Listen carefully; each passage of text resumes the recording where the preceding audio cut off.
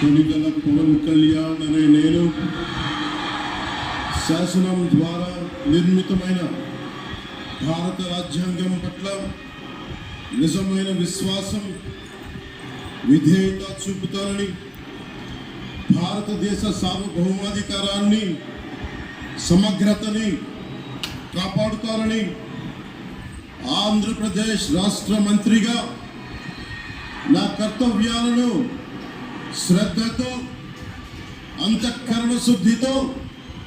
నిర్వహిస్తానని, భయం గాని పక్షపాతం గాని రాగద్వేషాలు గాని లేకుండా రాజ్యాంగాన్ని శాసనాలని అనుసరించి ప్రజలందరికీ న్యాయం చేకూరుస్తానని దైవ సాక్షిగా ప్రమాణం చేస్తున్నాను.